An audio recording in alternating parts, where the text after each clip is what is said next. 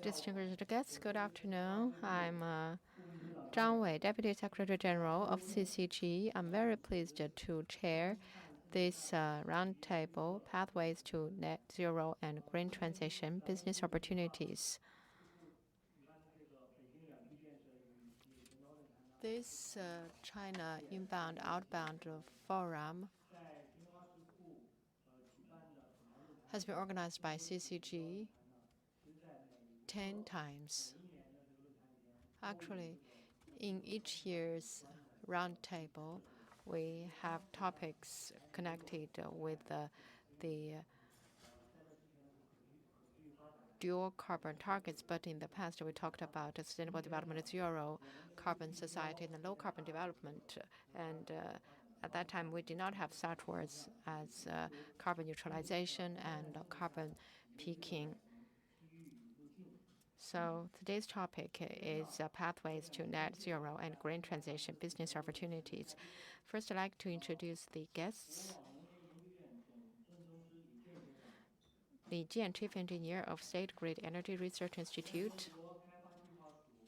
Ma Chaode, Assistant President, a Resident Representative, UNDP China. Qing Hu, Vice President of the Environmental Defense Fund, Chief Representative EDF's Beijing Representative Office.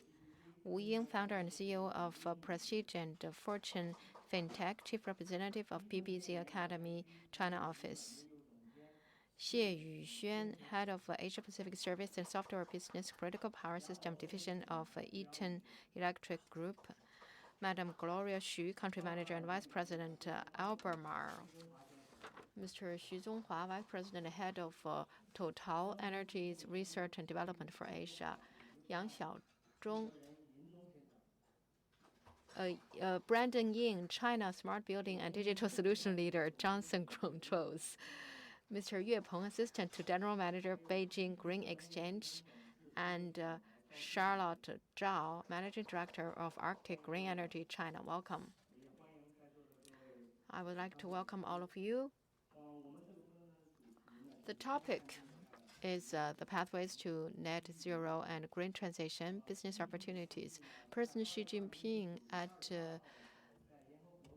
the UN Sustainable Development Summit of the United Nations announced China's carbon neutrality and peaking goals in 2022. And that points out the direction for green and low carbon development. At the National Environmental Protection Conference, he said again that we need to promote the two goals to build an energy efficient, secure, and clean energy system. That shows that China is determined in the two goals, and China is determined in promoting the green transition of the economy and society. In order to achieve the two goals, the government has also taken a lot of policies and measures, including the carbon emissions control goals, clean energy development, green technology innovation and transition, carbon trading, international cooperation, etc. Companies are the drivers for green transition. In the past few years, the global economy was in recession. There was low growth, and in the future, there will also be sluggish growth and pressures. But when we have more and more uncertainties, the companies need to find opportunities to achieve better development. That is a very important thing for every company. So we have the following topics to explore today. We hope that you can be inspired when you think about our theme. First, the dual carbon policies will encourage the companies to promote low carbon development and energy transition. What are the measures that the companies have taken, and what are the technologies have been employed by the companies to achieve the goals? Second, the role of the double carbon goals. For example, in energy efficiency improvement and new technology application and development, how can companies use the double carbon goals to build your competitiveness. And third, green development need innovative plans. What are the policies can help the companies to cut costs and improve competitiveness by providing more opportunities? Fourth, for companies, the goal has also brought challenges. How should companies see these challenges, and how can companies establish corresponding strategies?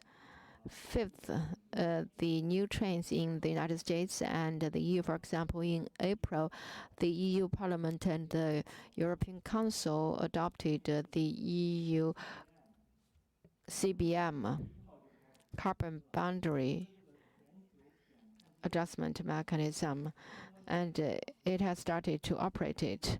And with that, there will be more and more similar policies in the world. What will be the impact on China, and how can Chinese companies address to the green barriers in trade? So those are the 5 topics we can explore.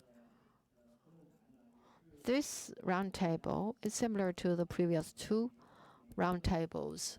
So each speaker will have 5 minutes to share your views. If we have more time after that, we can give each guest an opportunity to summarize your ideas in 1 or 2 sentences. And now first I'd like to give the floor to Dr. Ma Chao, the Assistant Resident Representative of the UNDP China. Please, the floor is yours. Okay, thank you very much, Mr. Zhang. Distinguished guests, panelists, good afternoon. I'm very pleased to be here at this roundtable. And the topic is very interesting. That is the pathways to net zero and green transition business opportunities. We all know that in 2015, the United Nations member countries adopted the 2030 Sustainable Development Goals, especially the 17 targets which have been recognized by the international community. It's designed to promote a better future for the Earth and for mankind. It provides a good blueprint. And now half of the time has passed. However, we only achieved 12% of the development goals, and only 50% of the remaining goals have seen weaker progress, and 30% of them have seen no progress or even reversal. And climate change has also brought the world to the verge of disasters, and the temperature has risen by 1.1 degrees compared with the pre-industrial age. And the actions for climate change are not enough, and the climate commitments under the Paris Pact only cover 1/3 of that required by reducing 2 degrees. And the developed countries have not honored its commitment for $200 billion US. And UN Secretary General Guterres also said that the climate warming has ended, and climate heating is now coming. We know that COP28 will be held in Dubai in November, and how to implement the commitments under the under the climate framework. And the United Nations and the international community should take new measures. And China has also reached a new level in its economic development. And President Xi also talked about the 2030 and 3060 goals. And Chinese companies are the backbone for achieving the 2 goals. To achieve net zero emissions require a lot of technology and investment. And the companies will be the important drivers for promoting the 2 goals. And the green transition will also help the companies to maintain its maintenance and achieve better growth globally. We also know that the companies in achieving the 2 goals are also facing a lot of challenges. For example, technology, finance, organization, and international and domestic environments. technology-wise, the companies do not know the technology portfolio at the minimum level, and they are facing some restrictions technologically. And second, the cost is rising, so the motivation for companies to do so is going down. And third, organizationally, for those complicated structured companies, they are facing more and more difficulties. And because of geopolitical obstacles, the companies are also facing unprecedented challenges in achieving the two goals. And the companies want to achieve these goals, and they want to know how to address these challenges.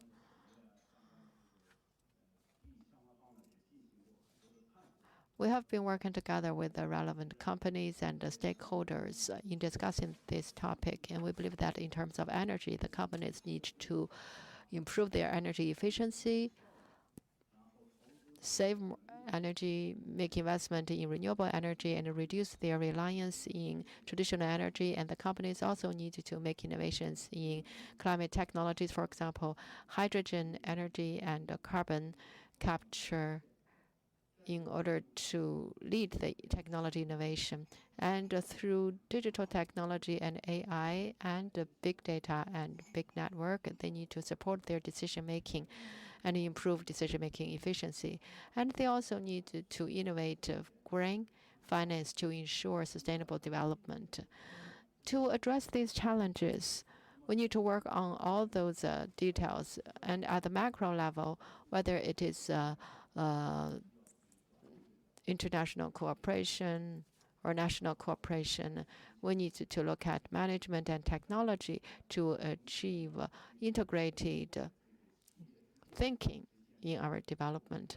And between the companies, we can provide for the possibility of carbon sequestration, carbon sink, by building good platforms. We also need to increase cooperation so that the countries can cooperate equally and ensure companies' competitiveness. The UNDP has been working together with the relevant government departments and provinces and companies in the past few years in this field. In the domain of information, we have established the Sustainable Development Impact Standards and investor maps so that the investors can achieve both the investment effects and decarbonization. And also, we have been promoting green financing in biodiversity protection in over 40 countries in the world. We have achieved the biodiversity financing in Shandong and Shanghai in China, and also in Guizhou, we have carried out some pilots. We have built some platforms too to connect the government with the research institutions and private companies so that the dual carbon goals will be achieved, biodiversity protection, and addressing climate change. These should be integrated, and we are working together with the relevant ministries and departments to achieve such integrated efforts. We hope that through their cooperation on such platforms, we will achieve green development. Thank you, Dr. Ma. I also want to thank you and your team for your contribution to green transition, and from company to technology to information to finance to global governance. I think you have shared very high-level perspectives. Thank you for sharing. And now I'd like to give the floor to Vice President Qin Hu of the Environmental Defense Fund of the United States. Can you share with us, in terms of green and sustainable development, you are an NGO that provides solutions to the whole world. And in water, air, maritime, and food security, etc., you have made a lot of efforts. You have been working closely with the government and the business community. Can you share with us your experiences? Thank you. Thank you very much, Mr. Zhang. I also want to thank the CCG for organizing this roundtable. Also, last year at this forum, I was here too. I learned a lot. I valued this opportunity a lot. And today, our topic is the green transition. Just now, Mr. Zhang asked me a question. So, what is my view as an NGO leader? We have a very close relation with the enterprises as an NGO, and in the past more than 20 years, the work mechanism is to work with the enterprises as partners, and we assist these enterprises to know the frontier policies, to assist them with the transit towards the green development. And in this 20 plus years, we are still insisting in helping these accounting firms and also the traditional companies like McDonald's to help them to have the green transit. And looking back at this history of the assistance and looking to the future, we believe that the target or the dual carbon goals in front of us are overarching, and we have to assist these companies further to transit in a green manner. And I'd like to share with you some viewpoints of myself from my experiences and practices.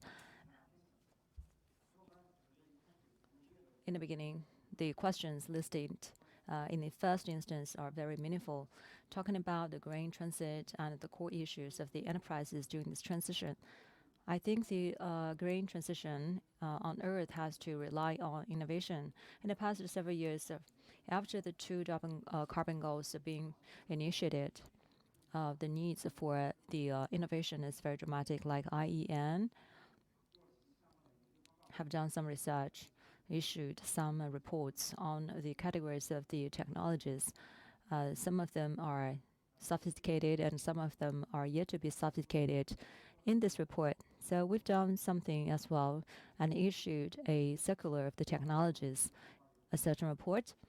And the core technologies and the core IP are also included into this report. So what I'd like to share with you is what kind of innovations could be available and how to innovate. What technologies are in great need and what technology is in great need of investment, and what are the technologies that is readily available right now, and especially some enterprises when they're doing research, what should be concerned as priority for them. So climate change or the climate targets are in front of them, and technologies has to be somehow tackled the biggest imperative of human beings, like alluded to by Mr. Ma. So sustainable development as the target, we must tackle this issue first. And a lot of technologies involving innovations as enterprises, we must pay attention to the cost and effectiveness.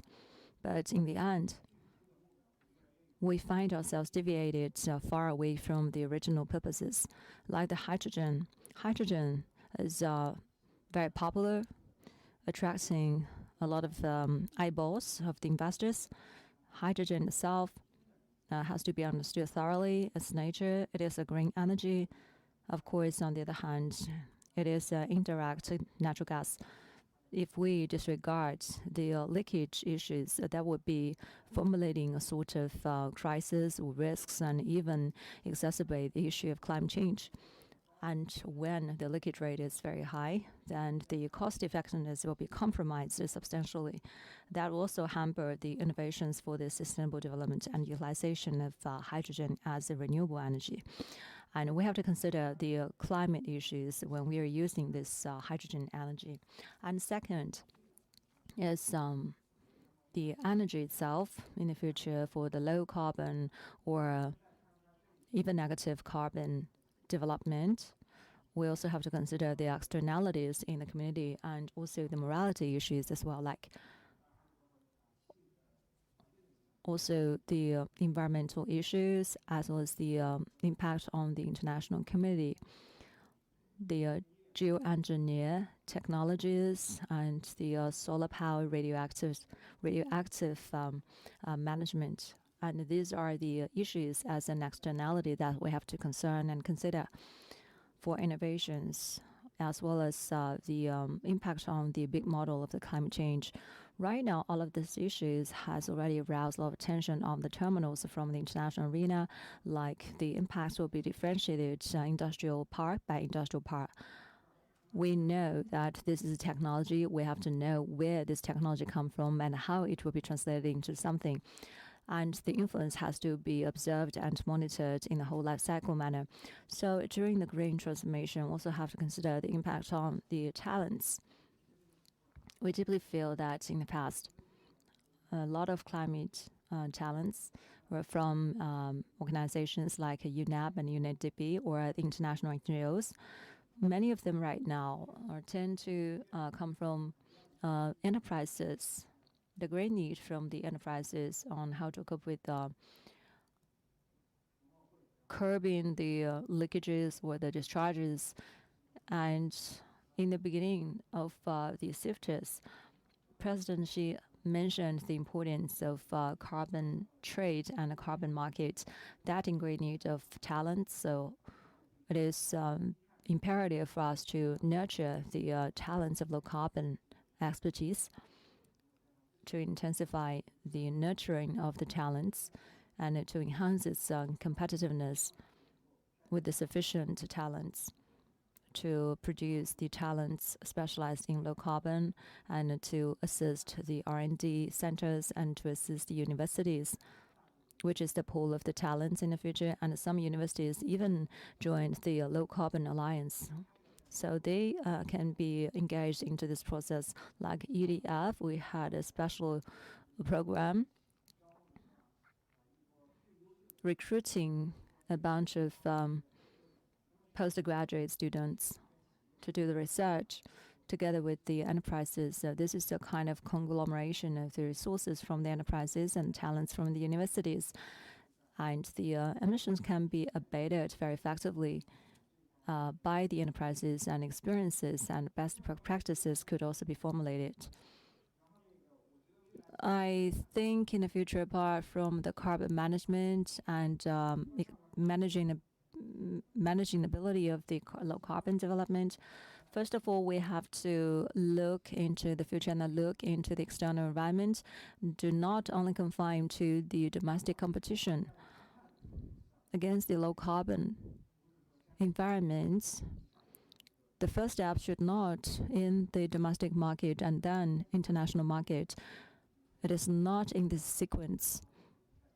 And many multinationals have been promoting the low carbon initiative already, and they have formulated the standards and the paradigms of low carbon development. So somehow we have to benchmark ourselves with international arena instead of just doing the job with ourselves.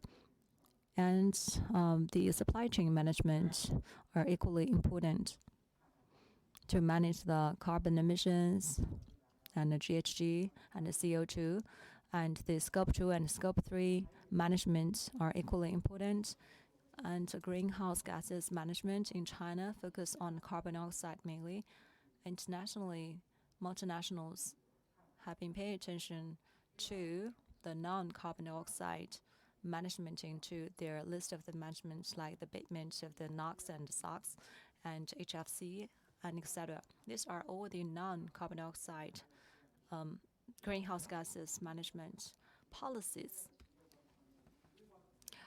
Enterprises innovation is only at the micro level. Low carbon is a systematic issue at the national level, at the systematic level, and at the policy level. So when we design the pathway of the carbon abatement by the enterprises, it shall be linked to the macro environment.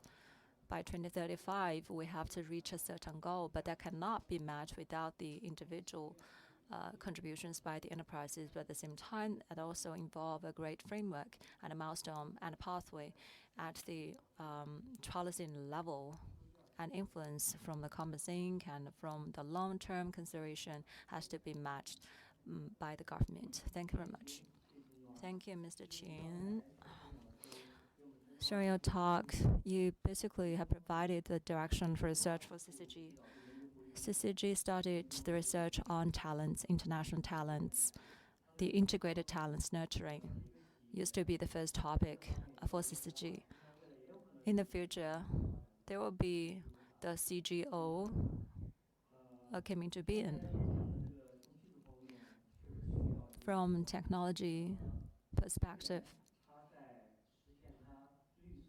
to realize the green development, energy shall be secure and safe. In some local areas, the green energy is being promoted, but not without problems, like the issues of leakage of the hydrogen, because the energy and also the thermal value of it could be very high. So it involves a lot of risks and dangers, and even hazards to the environment. So probably the energy shall be utilized, and innovation should also take into consideration of safety of new energy. And supply chain is another important element. The supply chain resilience could be the barrier. And the green is one thing that we have to consider. The green resilience is something that we will research on this year. And we know that Albert Marl also specialized in chemicals. So Ms. Xu, thank you very much, and thank for CCG's invitation. About the questions and issues raised by Mr. Qin, yes, you and Mr. Ma, you have raised 4 topics and moderator, and what had been done by the enterprises due to our carbon goals are far-reaching right now and touch the hearts of everyone. I believe that all of the companies have their respective carbon goals and carbon peaking goals and a carbon neutrality goal, be it the 2030 or 2035. My firm is in the emerging industry, which is also green. It is initiated by both the mineral resources and green energy. So as a green energy sector, we also have to be green, because otherwise we will not deliver the promises we do to this sector. And Albemarle, we are specialized in the extraction of the aluminum from hard rock and from the other land metamorphoses. So they could be very complicated, geologically speaking. And we have to understand the changes of the topographies of the geology of these resources. So we have to consider the water consumption and energy consumption during the whole process of mining and extraction. And when it comes to the production, the lithium ore being translated into the products, and we have 2 lines of the products. It is a pure chemical process involving a lot of issues of safety, environmental protection, and dual carbon goals. From the source all the way to the scraps of the products, it is a whole life cycle issue. Several examples. In the ore,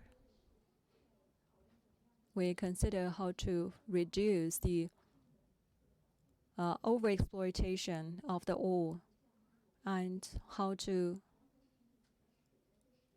reduce the water consumption of the salt lake. During the process of the lithium production, we're considering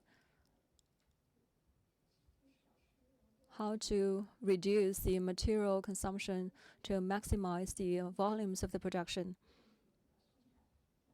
And I can give you an example. In China, the biggest workshop is in Xinyi of Jiangxi province. Every year, we maximize the procurement of the power 12 million 12 million last year, and the power consumed every year is 100 million kilowatt hour. It is a heavily consumer of the power. So we want to make sure that the procurement of the green power could be realized 100%. And we are trying to utilize the recollected materials so that we can realize 100% of the recycle and recollection of the scraps. And the second, challenges. Dual carbon goals and the passion for the innovation is very high. Right now, there are some hindrances, especially for renewable energies perspective. Although it is developing very fast, like the installed capacity in China is the biggest one in the world, but when it comes to the procurement, we still think the supply is in shortage. And the information is mismatched between the supply side and demand side. The enterprises have the demand for the procurement of the green power, and we also have the green power producers as well, like the wind power farms. We also have the big energy companies in China. They have a lot of output, but how can we match the supply side and demand side altogether? This is a great challenge. And here, the market of the supply and the market of the demand probably are not in the same place. Physically speaking, there is some production of the renewable powered electricity are in the east part of China, but usually the consumers of this power would be in the eastern part of China. So they are actually located far away from each other. And the third issue is the identification of renewable energies. There's no hindrances in here at all. But for wind and PV power generation, the green power, there's no meaning to talk about the identification of it. But how about the hydropower? Can the hydropower be deemed as a green power? There is some debate on it, especially in the international arena. There is a lot of disagreement on that. So 1 degree or 2 degree temperature control in front of us, all the technology pathways would not be missing and compromised. We need them all.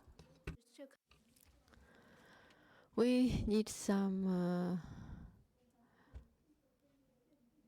intergovernmental negotiations so that we can have some consensus, and then that will help the companies to buy green energy. And let's come to the third point. That is your fifth question. So the global trends impact on our industry. You also talk about the EU's carbon tariff mechanism.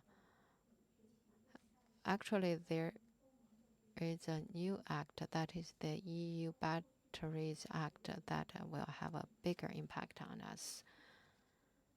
And also we have a Critical Mineral Act, because starting from 2024, the EU requires all those battery exports to have a digital passport, so it will penetrate all of the battery chain. So it will cover all of the footprint of the industry. Actually, so far as I know, many of the companies are not prepared. For example, when we read the annual reports of the listed companies, many of the companies will publicize their sustainable development report and the social responsibility report.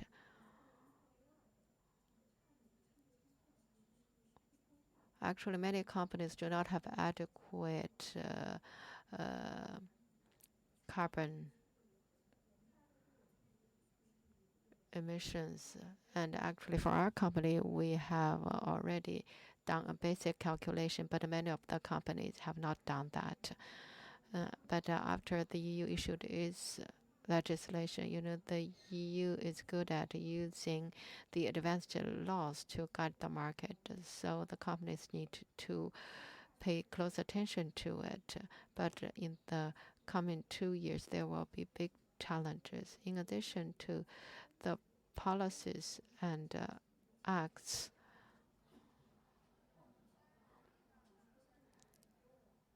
It will also drive the value chain and industrial chain. For example, the main automobile factories, the energy-related suppliers need to be certified by a responsible mining agreement. You need to get over 50 markets, and then they will be able to procure your products. This certification involves 800 indices. You need to pass each of the 800 indices. But the lead company's certification will also accelerate the progress of the supply chain. So I think in addition to the acts, we also need to pay attention to the lead companies, what they have been doing in sustainable development and dual carbon goals. Finally, let's go back to the CIFTIS. Actually, for the consulting industry and the certification industry, they will provide huge commercial opportunities. So please grasp these opportunities. Thank you, Madam Xu. Thank you for coming back to this important point. It's hundreds of billions of market, actually. Albemarle has been covering the whole value chain with advanced technologies. I think this is something other companies can learn from you. And in addition to technology, we also need to do something on the policy level. For example, ETS and many other things like the green passports. They give us an alarm bell whether you are in the green market or not in the future.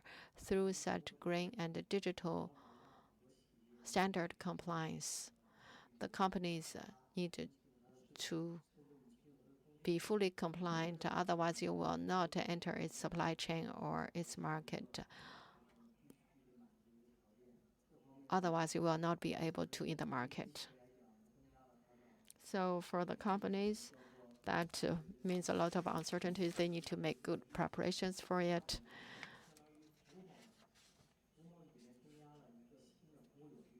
And that will also bring a huge market for the services sector. Thank you, Madam Xu. You have made very important points, and I think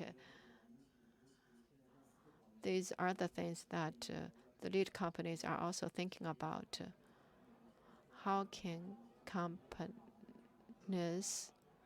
do the relevant layouts to prepare for it? And now I'd like to give the floor to Xu Zhonghua, Vice President and Head of Total Energy's R&D for Asia. I know it is a diversified energy company. I think you also have your unique insights to share with us.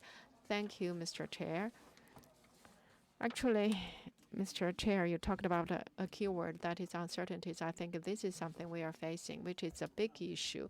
Uncertainties is actually something that the companies are facing when they do long-term planning. It's a big challenge. But the good thing is that we are now talking about a certain topic, that is green transition and dual carbon goals. These are certain. So we need to find opportunities amidst challenges so that our transition is smooth. I'm from an energy company. It's Total Energy. We are facing two big challenges. One is energy.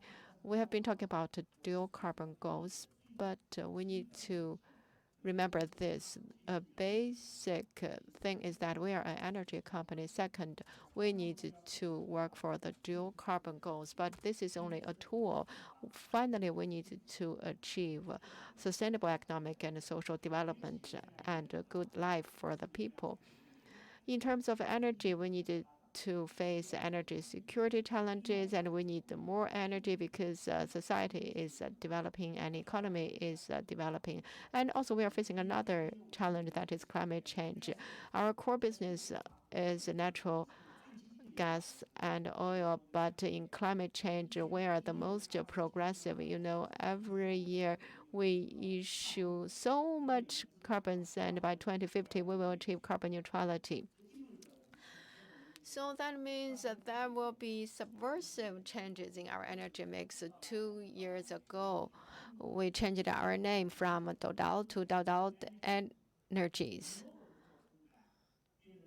Total, from Total to Total Energies. It's not about being romantic as a French company. Rather, our company has 7 colors. In the future, we will develop 7 energies: oil, natural gas, solar, storage energy, and bioenergy, and hydrogen, etc. We are making investment in all those areas, and our business structure can see the main business of oil and natural gas. Actually, the cost is over $20 per barrel, and the price is over 80. So by 2050, half of it will come from electricity, 25 come from hydrogen,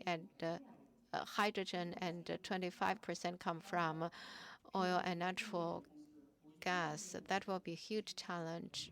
So in the past, we were focused on natural gas and oil, and we had now a new knowledge system. We are focused on semiconductor and biotechnology and mechanics, etc. Because we are developing the new energies, so we need to build the talent and build our competitiveness. So that is a big challenge. And when we talk about carbon neutrality, it's not just about opportunities. It involves a lot of cost. The companies don't know what to do when they want to achieve the dual carbon goals, but we need to ensure a smooth transition. By 2030, we want to make investment of $60 billion in new energy. We hope that we can become the top 5 new energy company. And this year we are doing hydrogen. Probably when we do not talk about hydrogen power, probably we are not a truly energy company. But actually we are still facing a lot of challenges in hydrogen. Its application scenario and its cost and its security. And when we do new energy, we can have very good onshore experiences. So we will focus on wind power, and we have a good petrochemical knowledge. So we also have the transportation experiences. That is why we can focus on different aspects of the new energy so that we can achieve a smooth transition. However, all of the strategies should not neglect energy security. As an energy company, the companies need to have the affordable energy solutions. So in the coming decade or even longer, natural gas and oil are still an important part, but through our value chain, we will decarbonize, for example, online and offshore and onshore. We will reorganize our energy supply. And for CGS, 10% of our R&D in expenditure is on CGS. And in China, we are also promoting new energy. New energy is developing very fast. E-vehicle is developing very fast, but in the past 5 years or 10 years, actually the consumption for oil and natural gas is still growing. And in the coming years, it will also continue to grow, and the investment in new energy will continue to be huge.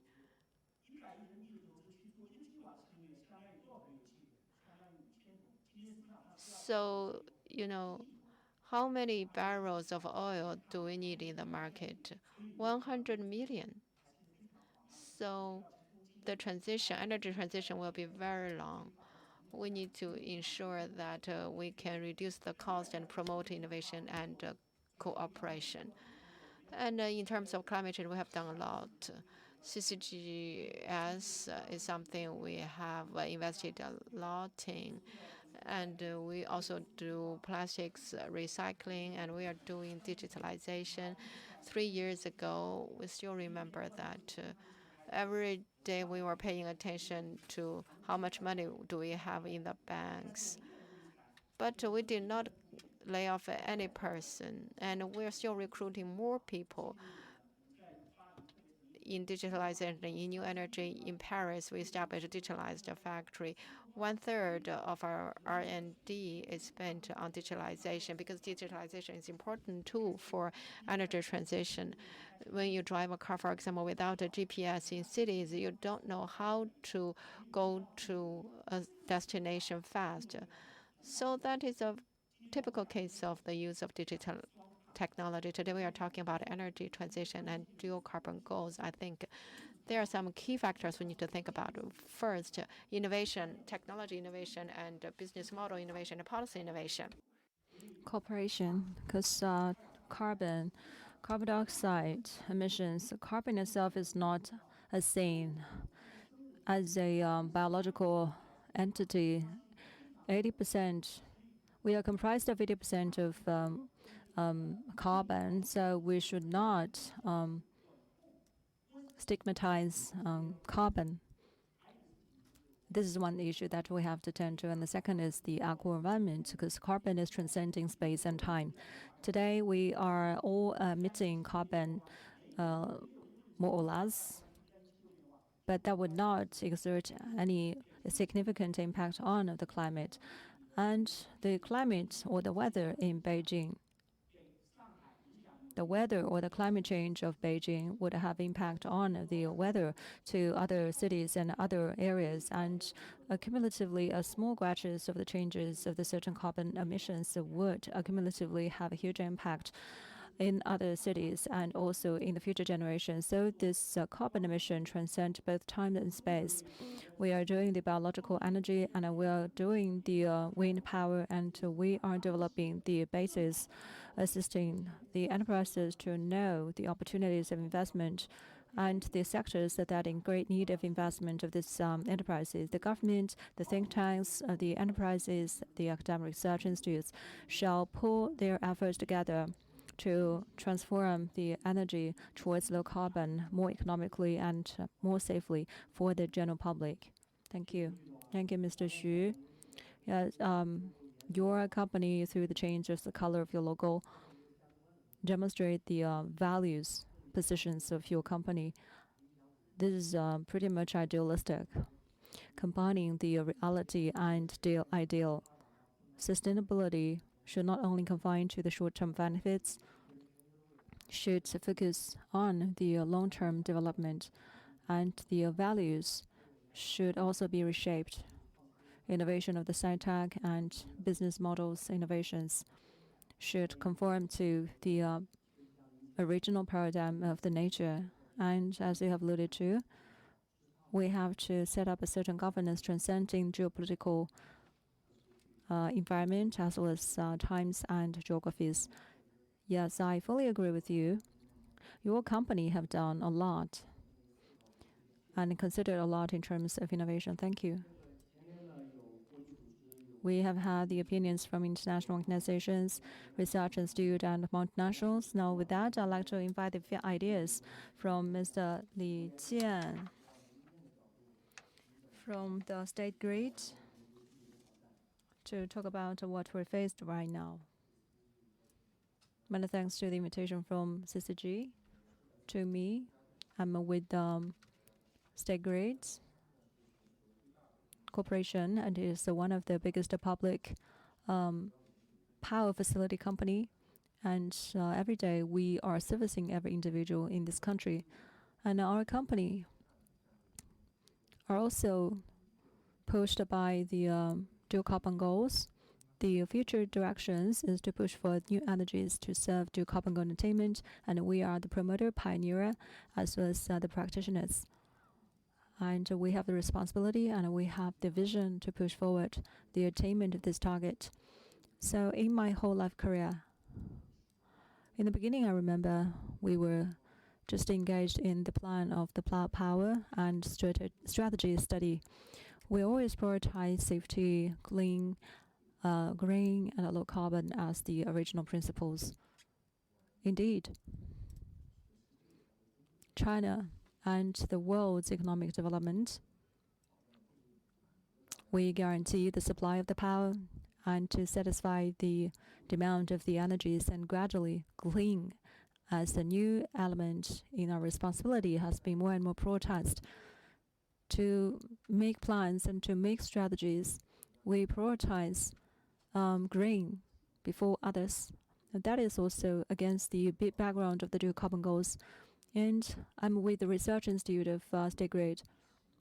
And this is a very academic support of the State Grid company, and it is to do the academic research and to the design as a technical support to the company, and we grow together with this company and to do the innovations of the sci-tech of the energy strategization of this nation and honor the social responsibility to the company. We hope that our relevant research in the future can make sense to attain the targets.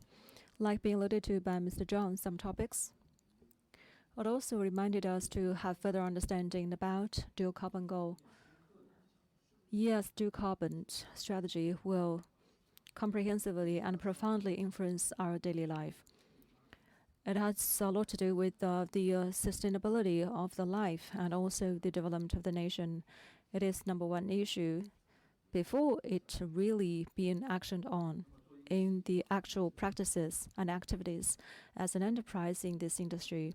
First of all, we think that under the whole framework of design, we have to do something step by step, but more importantly, we have to coordinate with each other, complement with each other.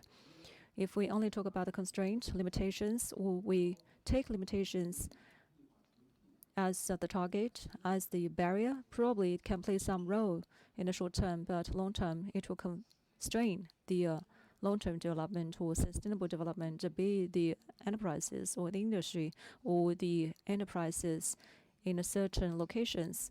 They have to fully understand the nature of the dual carbon strategy. It is a long-term perspective, and it is quite challenging. So for the power enterprise, in the past, for some time, we deeply engaged into this process. We have some common sense. In this process, it is a matter of the re-electrification, because in our daily life and work, the biggest of 4 sectors of power consumption and emitters, first one is energy sector, second is industry and transportation and building. So now we are in the building sector. All of us are cleaning or doing something about cleaning. PV and wind and water and other renewable energies are in the list. But when we are doing the cleaning of the industry, probably we have to consider the pathways of real electrification, as well as the transportation and the NEVs penetration, buildings or architecture.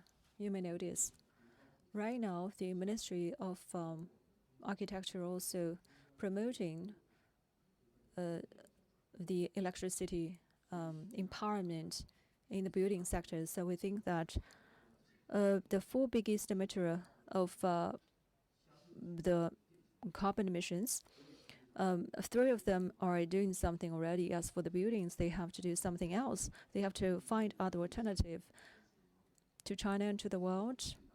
It is the area in great need of the energy, and also it is involved deeply into the transformation of the clean energy. So safety should be number one issue that we have to consider.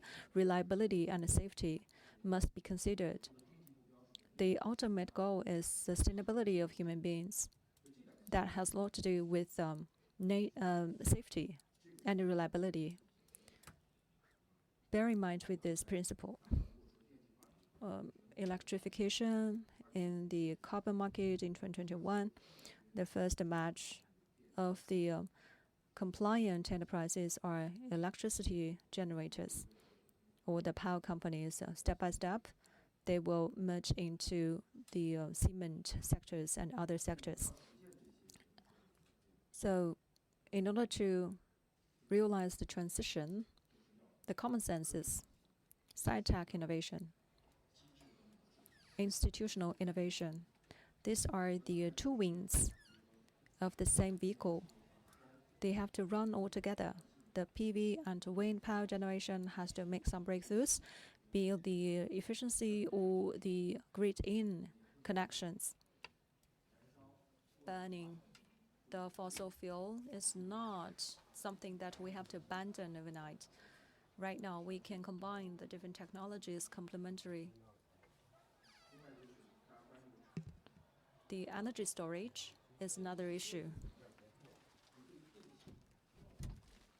The EVs consumption of power and the motor unit consumption of power could not be equalized.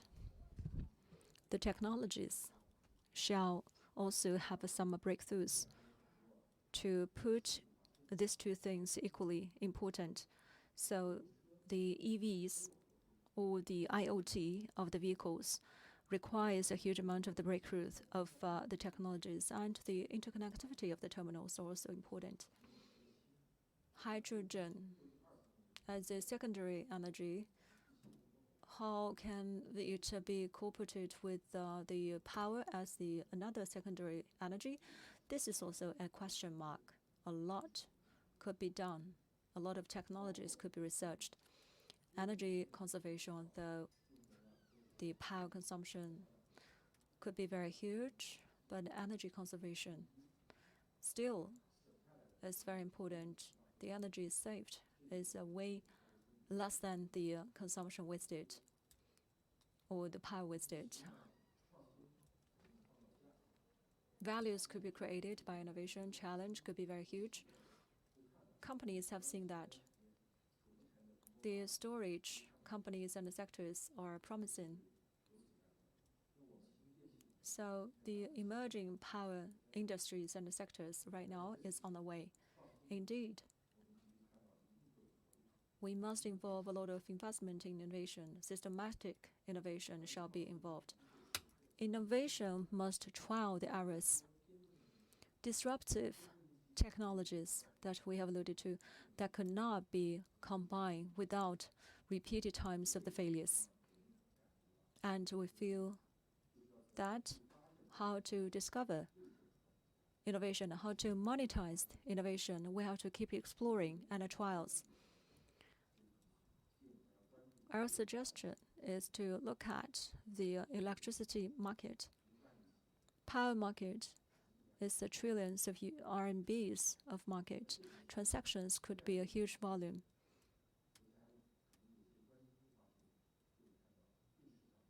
Power market can assist the energy conservation and can assist the green transition of power, but power market single or alone is not enough. Carbon market is on the way. Both of them has to be worked on simultaneously. Carbon and a power market are having tremendous promise and potential equally. We have to monetize both markets. Electricity market alone is not enough and not strong enough and not sufficient. So the synergies between the power and the carbon. I think carbon is more accountable, trackable, and also verifiable. So both markets has to be coordinated together to set up a green certifiable market in China, acknowledged by the international arena. If it is not suitable for China, simply put ourselves into the international carbon market, it is very hard to say that we can crack down the barriers and join hands with our counterparts in the world. So, in this perspective, please pay attention to the synergy between the carbon and the power. We are researching on this aspect as well. My time is running out. So much for me. Thank you, Mr. Li. Very good points, very good sharing, and very good considerations. Clean energy and green energies have some constraints in the process of the transmission. and the companies may hurt in the process. That's why President Xi Jinping said that progressive arrangement need to be done for the transition shall be resilient. It is a matter of how to do and what to do. We need technology innovation and institutional innovation. We need to allow for mistakes. We need to allow for resilience. Otherwise, we will have to fight alone, and then that will be very risky. We also need the connection at different levels. For example, you talk about the connection between the electricity market and the carbon market. You know, as a company that uses a lot of energy, how to ensure that they can use green electricity, how to ensure green transactions. There is a lot of scope for exploration. Actually, in the future, China's energy will be electrified, and a lot of industries will be decarbonized. You know, electrification is the most important way towards digitalization. So electricity reaction is measurable, not like chemical reactions. Yes, hydrogen is very important and very clean. However, in digitalization, it is also different from electricity. So I think how to ensure that we can achieve a good ecosystem, that is very important. And today we are also with us Madam Wu Ying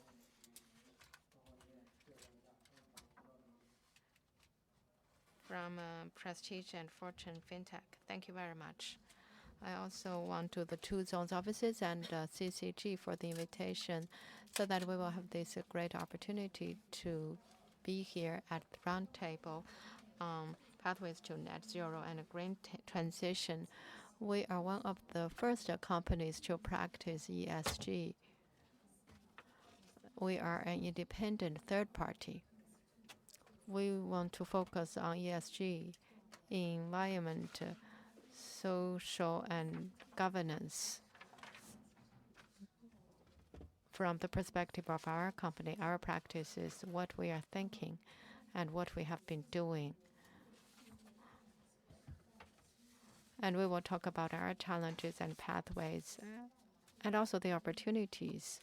We'll also look forward to having more exchanges after this roundtable. Talking about ESG, actually, it is a non-financial index. It has clear boundaries, and it is inclusive and progressive and gradual.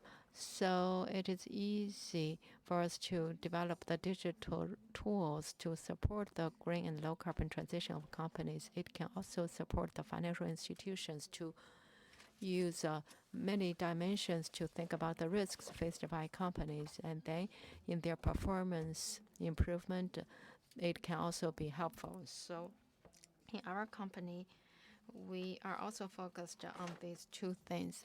We hope that the companies can use a click to have a ESG disclosure report, and then they will form their own ESG governance. And second, we also provide ESG analysis and assessment to help the financial institutions to make evaluation of their investment targets. And now we will talk about what we have been seeing. First, from 2004 to 2015, the regulators did not issue many policies, and they were very slow. But starting from 2015 to this year, actually, we have seen annual issuance of policies, whether it is MEE or PBOC or the Financial Regulatory Authority. So from macro to meso level, and the direction is very clear, guiding the companies to participate in sustainable development, and that provides very good pathways. Second, we can look at some figures. Actually, domestic financial institutions, when making investment in sustainable development or giving loans. In 2014, from 2014 to 2020, we saw only 49 ESG investment funds. So they were waiting and seeing. And then from 2020, there is a great increase. For the 1 year, we saw 62 funds. And for state-owned banks and SOEs, their green loans increased by 2 digits. So you can see the big environment. At the end of the companies, we can give you this number. The ESG Information Disclosure Report or CSR report in 2019, we saw over 800. In 2011, 1,400, and last year, 1,800. So every year it grew by 50%. So the ESG ecosystem, including the companies, the financial institutions, and regulation, we have seen a very clear signal that is the sustainable development ecosystem is taking shape. So the companies need to issue reports. The data will be interpreted by a third party as effective information, which will be used to guide the investors in making predictions or providing it to the regulators to do the other kinds of work going forward. And the regulators can also issue some pressure on the companies so that the companies can do a good job in providing the ESG report. So this is a virtuous cycle, and there will be a lot of opportunities coming out of it. For example, if you can do a good job in ESG governance and ESG performance, then you will have low capital cost and low return volatilities and low market risks. And as a financial institution, you can also have all dimensions of perspectives in viewing a company, not just the financial indicators. And then you will be able to control the risks. And based on the multidimensional data, you can develop more green products and green financial products. So that is also true for financial support. Although we have seen such formation of ecosystem, actually we are also seeing a lot of challenges. Why? Because for the financial institutions, actually it is not easy for them to get effective data or high quality data. For example, how to make a judgment about the green loans. Although we have the policy guidance, in practice there are some uncertainties. And for ESG risks or non-financial risks, can the companies follow effectively on them? That is also a big challenge. And also for green financial services or traditional credit issuance processes, can they be combined better? That is also another challenge for the companies. There may be requirements from different parties, and how can they do a good job in managing their own ESG performance? For example, ESG documents, how to write them, when to publicize them, and what are the requirements of the regulators. These are quite vague. So in conclusion, because ESG is a concept that is quite new in China in terms of awareness, perception, standard, and technology, we are facing challenges, and we are still in the early stage. And also, sustainable development in SG involves a lot of information. So the companies sometimes do not know what to do. So for the financial institutions, they are also facing a lot of challenges in changing their thinking model. This is not a suggestion. Actually, this is only our idea about the pathways. I think we can work on 5 things. First, we need to establish standards. That is to say, if we can have a unified standard system, whether it is investors or the companies, we have unified standards, then that will be better. But because they are different sectors and industries, the standards cannot be all the same. However, at least we can have the 1+N standard. If we can issue such standards, that will be good for investors and companies. Second, in terms of technology system, we hope that we can see more energy saving and emissions reduction and green technologies, especially the technologies that are combined with digitalization. For example, when we provide ESG information disclosure services to the companies, we will not use a lot of staff to write the reports for them. We use a system to use a click to form a report. We use SaaS or some other services so that the companies can have the ESG governance support. And we also have an investment system. We hope that when the policies are issued gradually, the investment system will also be improved and the investment products will be further innovated, because we can see a lot of overseas investment products, but in China we do not have so many investment products. And we do not support fake greening.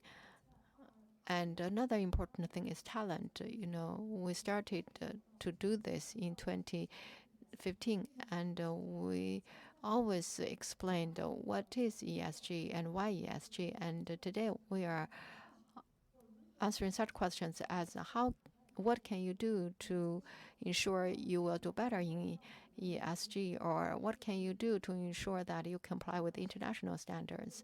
We feel that the market has a huge demand for good talents. At the same time, ESG really requires talent with complicated skills. And in the second roundtable, we talked about the engineering talents. Actually, we want ESG. We want an ESG background as well as the engineering background. So that is a huge demand for composite talent. Last one, standard technology investment talent. After these systems are improved, we need to form an industrial system altogether. And finally, green and digitalization will be upgraded with good transition. And then these 5 systems will help us to form a sustainable development ecosystem. So this is my answer to the opportunities and challenges and pathways. Okay, thank you very much. I'm looking forward to exchanges to all of you. Thank you, Madam Wu. I think what you are doing is quite similar to UNDP's Sustainable Development Catalog 2 years ago. Actually, from international organizations to government ministries already, we can see the demand. You also talked about the 5 systems. There is also a connection here. If you are doing it at different levels, you work together in an integrated way and a collaborative way, and you also need to form a product, but without the system, without the theories, without the talent, you cannot form the public welfare services.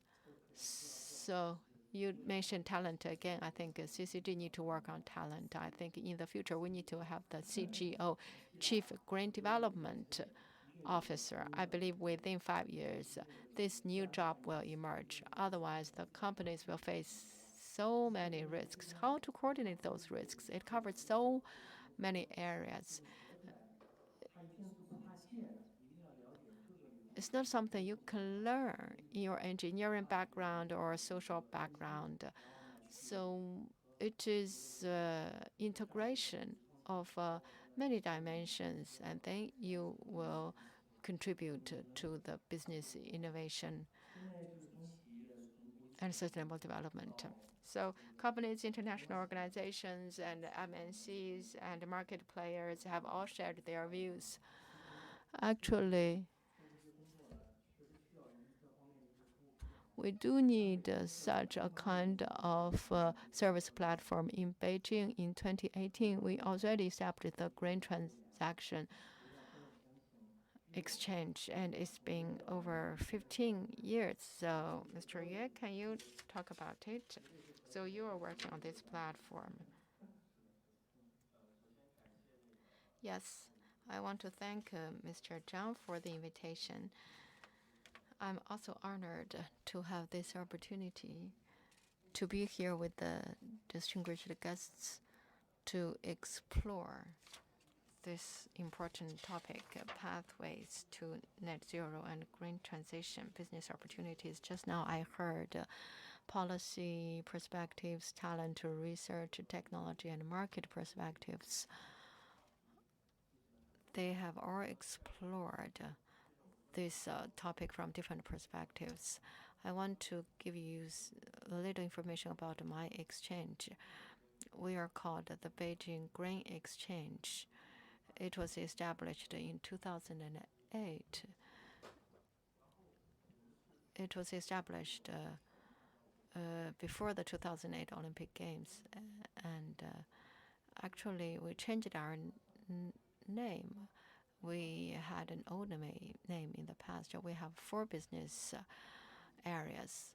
First, carbon trading and emissions rights trading, so environmental rights transactions. Second, public services. Transaction can solve some environmental problems, but we also need taxation and financial tools to solve the problem. And green public service is also part of our business, and mandated by the government. We use tax and financial policies to promote the green development and low carbon transportation and green architecture. And finally, carbon emissions reduction. And third is the green financing. We focus on standard and product research guided by the regulators. And then we will connect with the green transaction and the future carbon market. Then we will be able to provide the low cost of financing for green development. And last one, consulting and training related to green development. When we talk about the dual carbon goals and green development, we know that you are all professionals, but if we look at the whole of society, I think there's a lot for us to do to improve public awareness. Let's come back to this topic.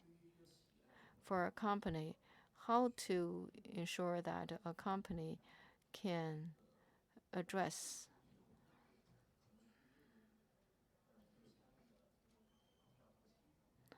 the challenges and opportunities in the transition. We need to go back to the goal. What are the 2 goals, the dual goals? Before 2030, carbon peaking. Before 2060, carbon neutrality. So under these preconditions, the companies need to work in many aspects to work hard. And we also need to do a lot of institutional arrangements. First, the company's carbon account book needed to be made clear, and how they can make plans for their future. So they need to have a clear account book for their carbon emissions. And what technologies do the companies have to promote its carbon neutrality goals? That is the first point. And second, faced with the dual carbon goals, the companies, especially the MNCs, can take the initiative to set its target carbon peaking and carbon neutrality goals. They will also establish relevant measures to support it. Actually, they have been working on the following aspects. First, they will do a carbon review to know their carbon emissions. And second, they will also use different kinds of technologies to realize their maximum reduction of emissions and emissions reduction. And third, they will invite a neutral and authoritative organization to account or calculate the emissions they really emit during their production or operation. And also, they support the carbon absorption or through some other projects to achieve carbon neutrality at their company level. So those are the pioneering companies that have been working hard to achieve carbon neutrality in their company as a way to lead a good example for society. And also, there are some other companies in their operations. They need to face an important challenge, that is the carbon trading. That is also in the context of the dual carbon goals.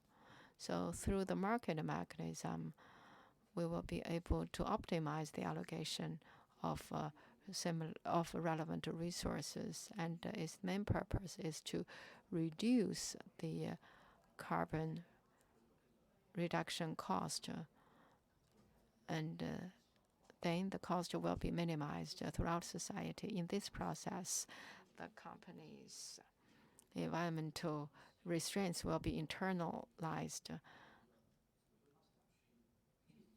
and under the baton and guidance of carbon transactions, the companies will allocate their resources accordingly. If the cost is too high, they will buy some targets at the carbon market. If the companies are more innovative, they have more technologies, and through carbon reduction, they can, at the carbon market, get more economic incentives and benefits to promote their technology progress and achieve better financing for their carbon reduction.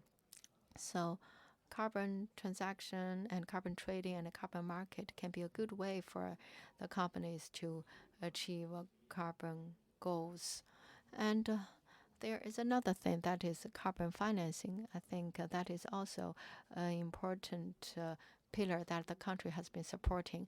One of it is carbon financing. Through the carbon financing or green financing mechanism, the companies will get more financing for technology progress, and they can get beneficial financing.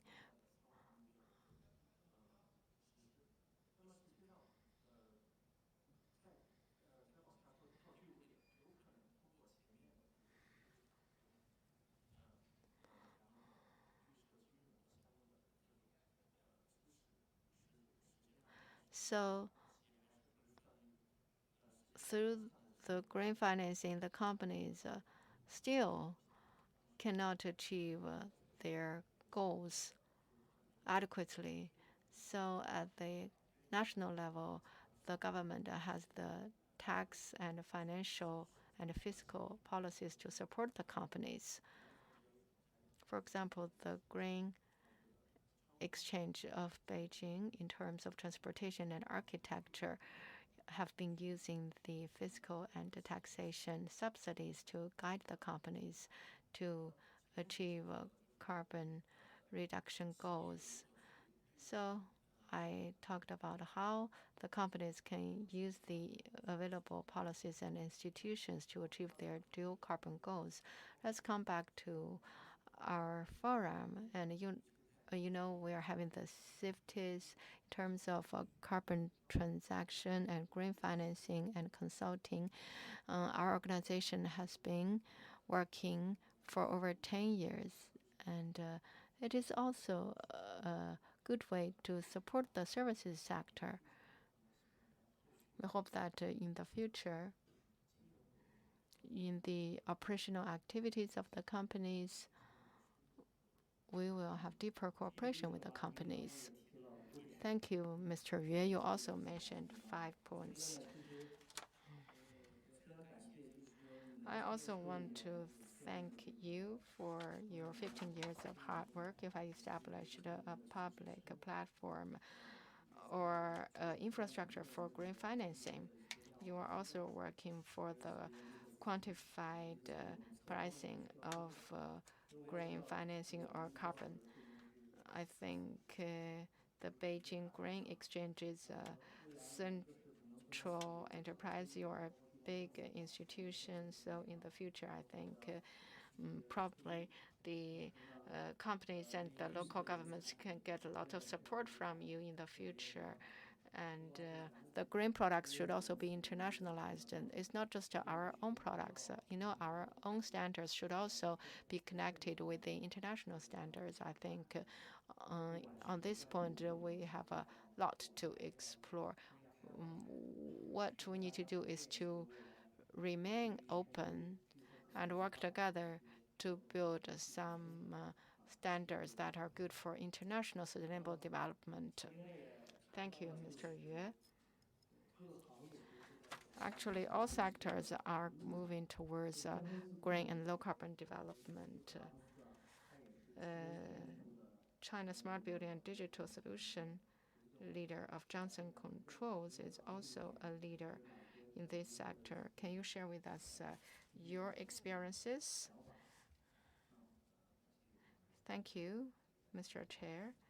I want to thank you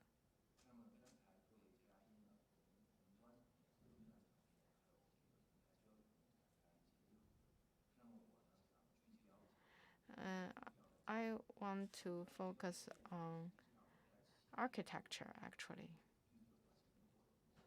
When doing the green transition, each company's architecture is an asset of a company, and architecture can account for 38% of the review.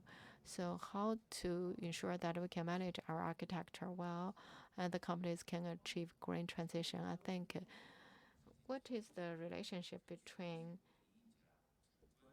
architecture and Johnson Controls? Actually, we are the only company that is focused on architecture by providing a better living and working environment for mankind, which is energy saving and comfortable. Johnson Controls, since 2000, has been providing a review of over 30 million tons of emissions reduction for global companies. You may ask, what is the relationship then? Actually, you can feel that you are very comfortable here. It is achieved through the air conditioning, and Johnson Controls has such products. And air conditioning account for 40% of the energy consumption in the buildings. So how to manage the air conditioners to ensure that we can be here comfortably and we can achieve energy efficiency? I think that will be our future priority. When we talk about the low carbon development, that doesn't mean that we turn off the power. Actually, we need to ensure the basic operation of the companies. So a better transition to green development is to know that our companies commercial logic, the green logic, what is the processes and what are the scenarios, and then we will improve our goal. And you ask about what we have been doing. Actually, we are also use our technologies in our own architectures and assets. We are also helping our partners to achieve the green transition, and we classified the industry. We use the vertical classification, and the energy efficiency has been approached in a way that realizes the energy consumption is properly defined in each sector. Take, for example, in northern cities in China, we are turning from coal to electricity. Talking about the hot pumps, actually, hot pumps is a good way for us to make good use of the abundant heat. What about the industrial scenario then? The cost is 18.9 yuan if we can make good use of the abundant industrial heat. But what is the traditional cost? If we use natural gas, every day we need to pay 97 yuan. So that will save a lot of cost for the companies. That is also true for carbon emissions. The traditional heating means that for each kJ, it decreases 220 grams. But for the green model, it is 100 grams. For example, in an architecture, you have the machine room or you have some other facilities. And if we use the heat pump or hot pump, so the energy cost is 20 yuan every kJ. And the carbon emissions will be saved by 100 grams per kJ. So when we know the processes for each company, then we will make better use of our technologies. So when we talk about low carbon, I think it should be a process of application. And we can actually grasp a lot of data. How can we make good use of the data? Actually, in our companies, for example, the Johnson Controls and many other partners in their own industries, they have their own dedicated talents. But how can we use digitalization to ensure that the talents in those industries can use their expertise to achieve their digital transformation, and then they will use it in their daily application.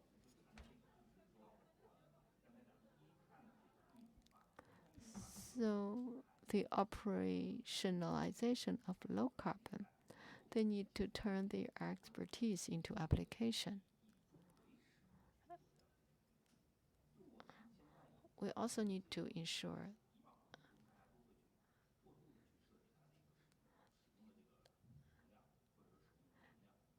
that, in the past, we can create a lot of energy waste. But now we realize that we need to provide our own technology and solutions to bring the changes to the whole industry and sector.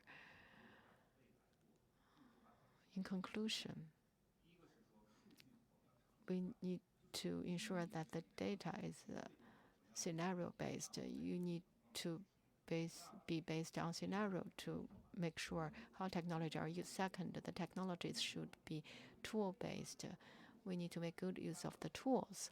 Third, we need to ensure that the low carbon development should be operationalized. It's not just about using highly efficient equipment. We need to use the data and the scenario to make good use of the data, and then we will achieve green and low carbon transition. Thank you very much. Thank you for sharing. I think Your conclusion is very helpful. Actually, you are actually standing at a higher level when thinking about architecture, energy efficiency, and how to turn the data as an asset, and how to ensure that digitalization is a tool of management.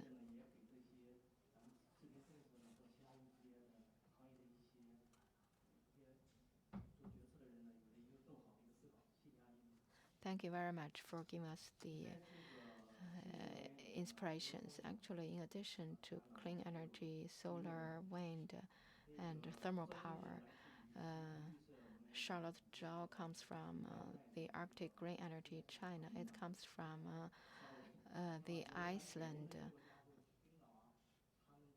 Iceland is very unique in this respect. Madam Zhao, can you share with us your views? Thank you, Mr. Zhang. I'm from the Arctic Green Energy. It's an Iceland company. Our advantage is to make good use of the leading geothermal development technology to develop geothermal power in Asia and other countries.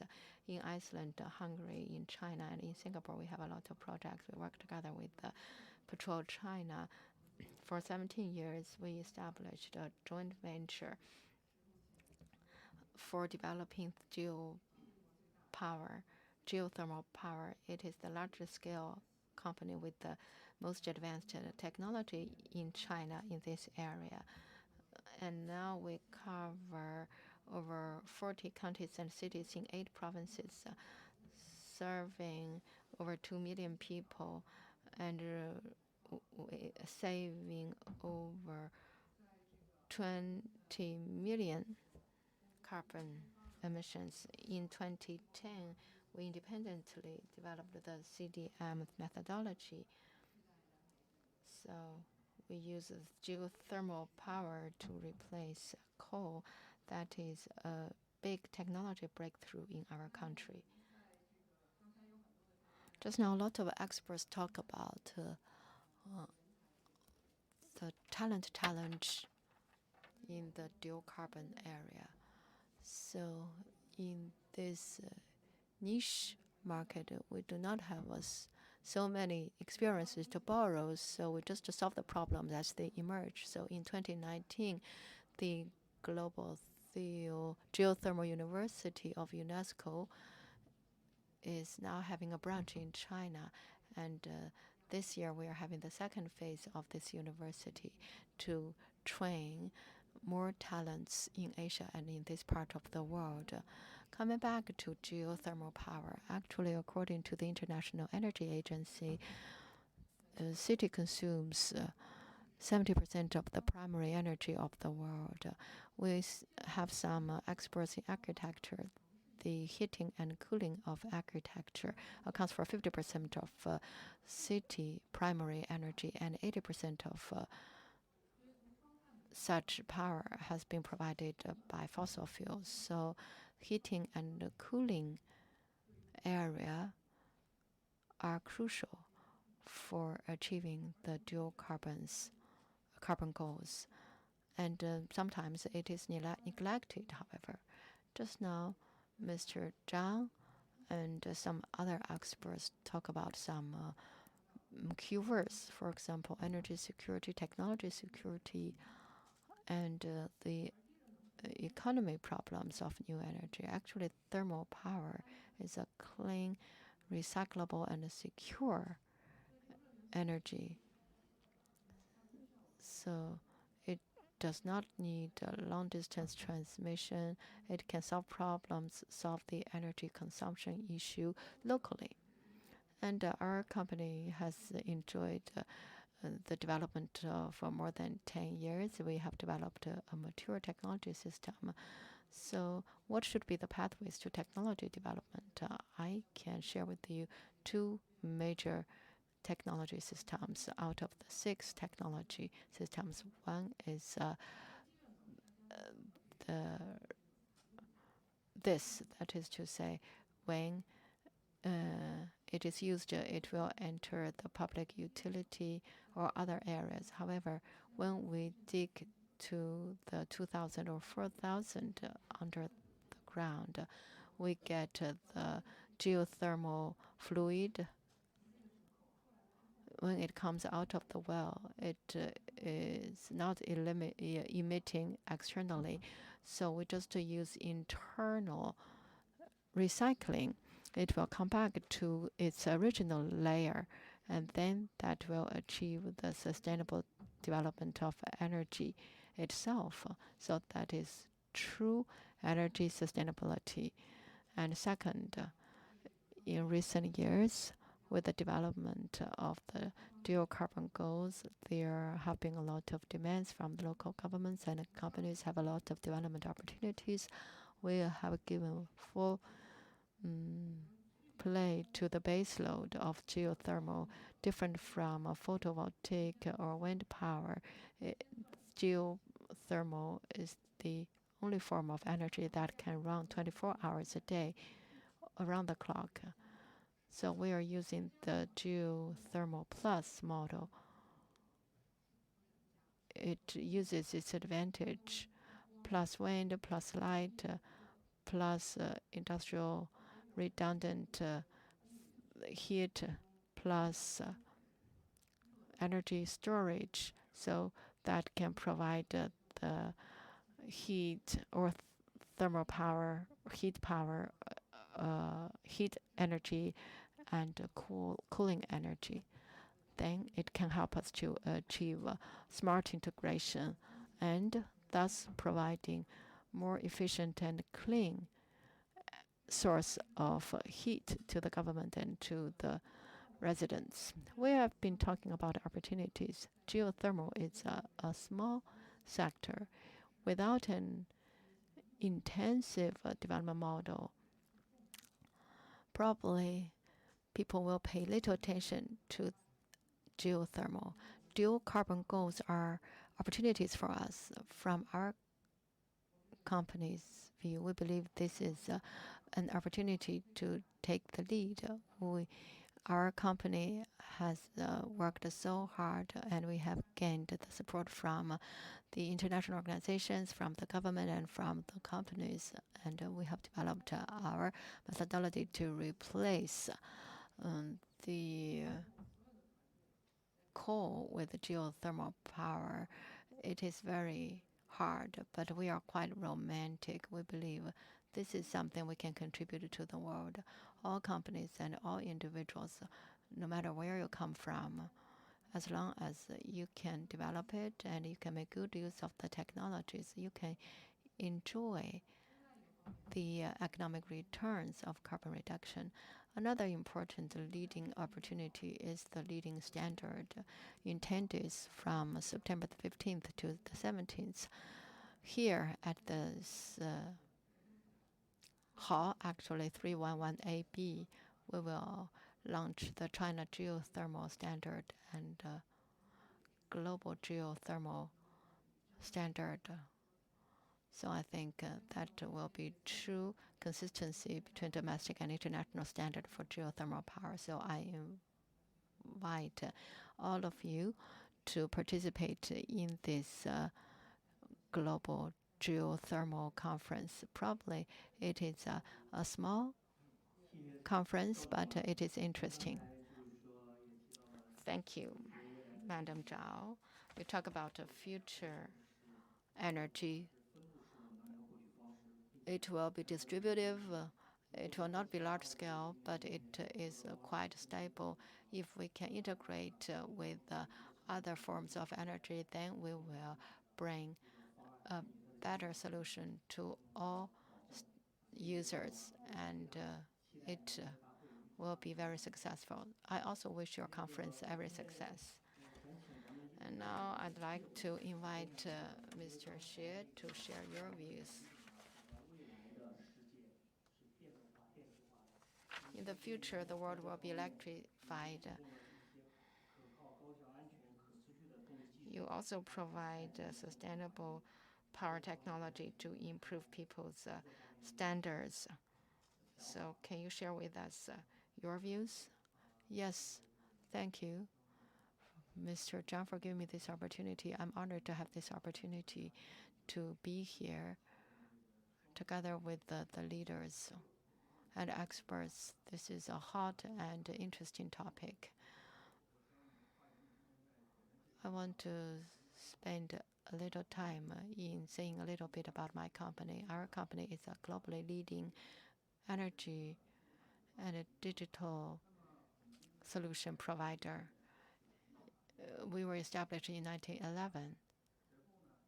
It was in Ireland, and then we went public in New York, and our business center was moved from Europe to the United States.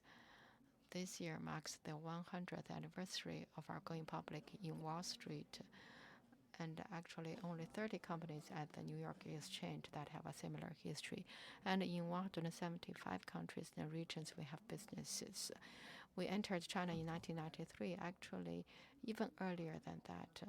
When Nixon visited China,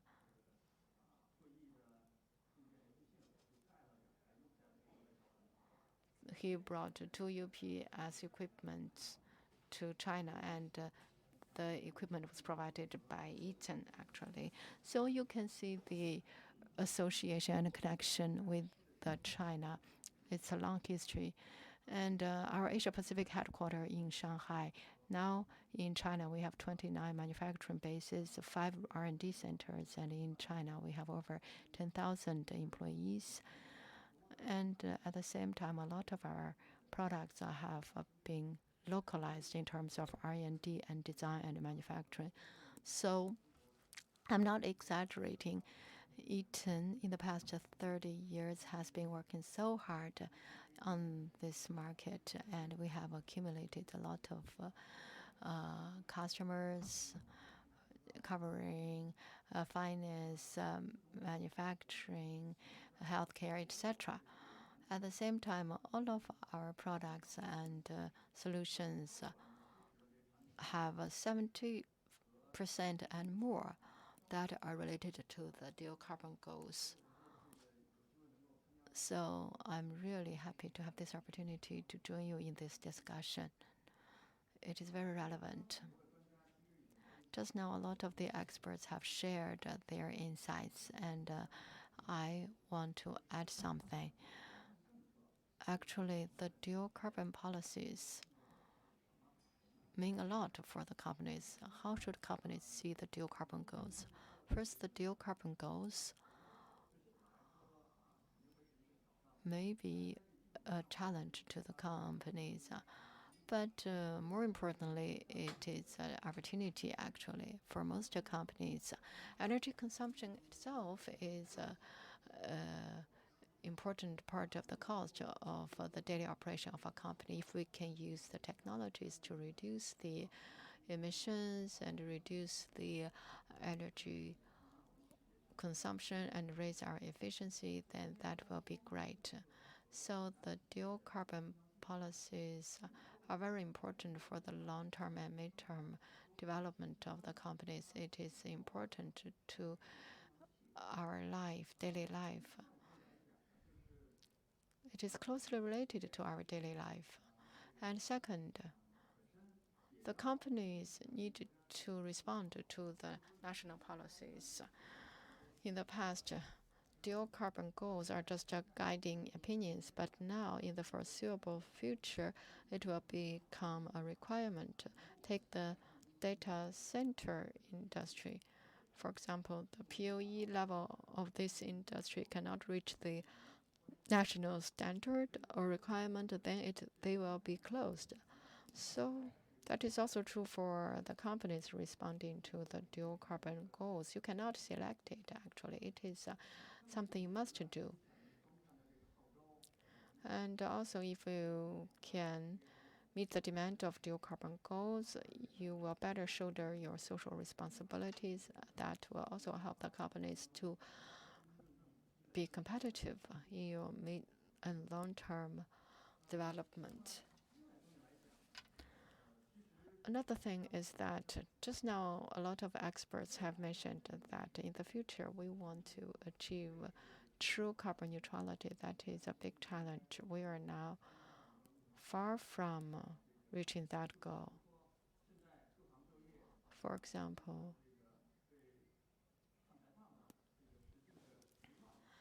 different industries have different goals for carbon emissions.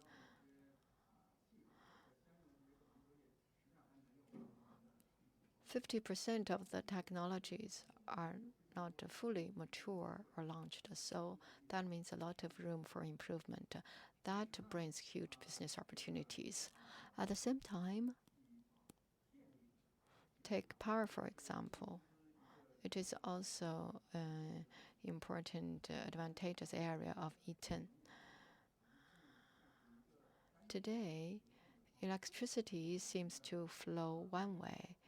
So the power suppliers produce the power and transmit it to the companies and to the households. And then the households are users of electricity. But in the future, we want to achieve true carbon neutrality. We believe that the power flow will become two-way, not one-way anymore, or multi-way instead of one-way. In Eaton, we believe that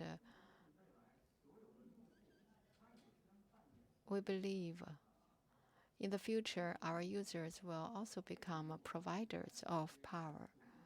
And they can use the power storage technology and lithium technology. And when they have the demand for power, they can get the power from the power grid. And when their demand is declining, they can pass the power that they have saved or stored to put them back to the grid. So we have a lot to do. We can work on it. So that is why the dual carbon goals are really good opportunities for the companies. Then what should we do for companies? What can we do to respond to the challenges and opportunities? First, we must take immediate actions. Just now, we already mentioned that we must respond to the goal of dual carbons. So we cannot wait. We must take actions now. At the same time, we also suggest that our companies can take a gradual way, because the environment is challenging, domestic demand is weak, global economy is uncertain, and in some other halls, and all the experts have shared similar information.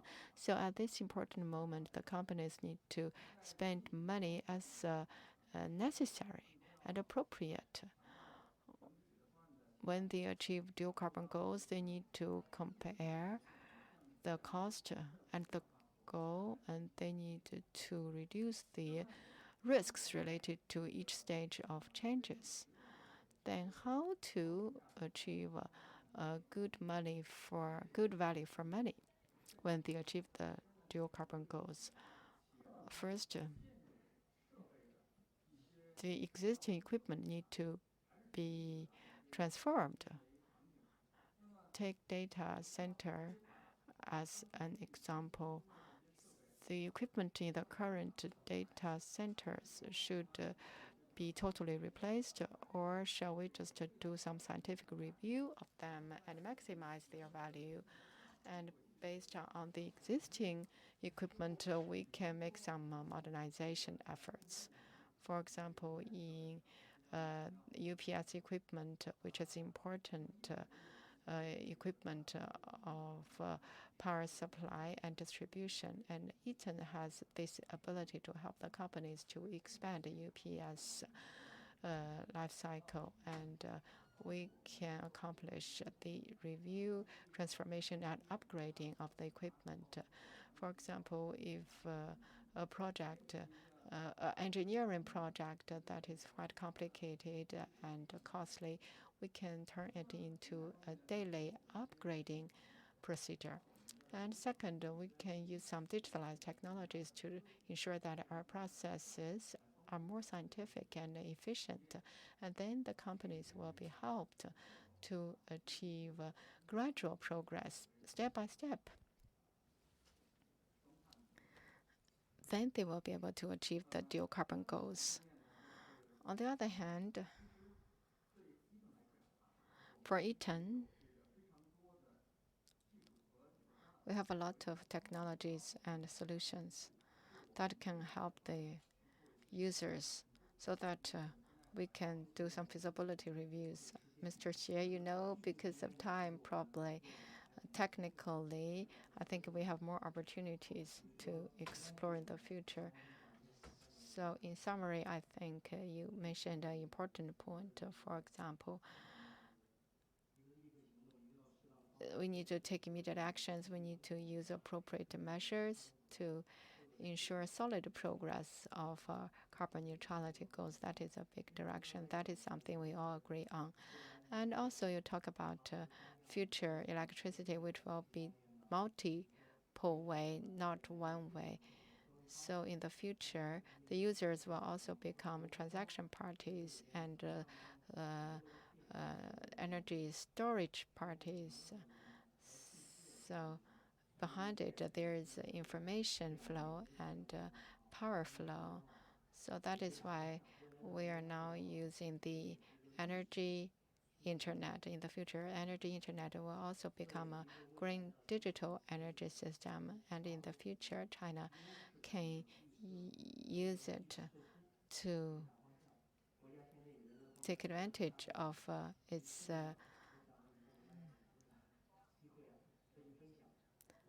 strong points. I think, I'm sorry, I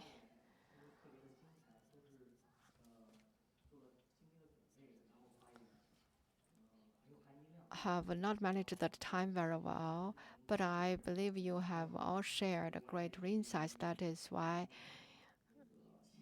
I'm very sorry for the hardworking staff. I think they have been working for a whole day. We will continue our discussions in the future. I have no time for a summary, but this is only the beginning and a short summary from me. Just, I want to thank you all for giving us this opportunity to discuss this important topic. It requires multilateral cooperation, and all countries have more demand for green energy. Now, green transition is accelerating. The energy development model is also transitioning. And all governments, the chambers of commerce and experts and scholars need to engage in more dialogue to explore greater cooperation so that we can contribute to the green development and clean energy development and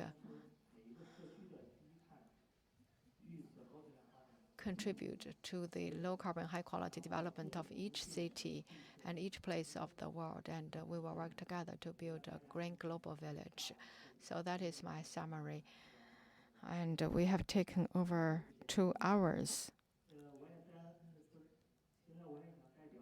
And now, on behalf of the host and sponsor of the forum, I want to thank the EDF and Vice President Qin Hu of EDF for giving us the great contribution to the organizing of this forum. So that is all for this forum. I hope that you can stay for a group photo. Thank you very much.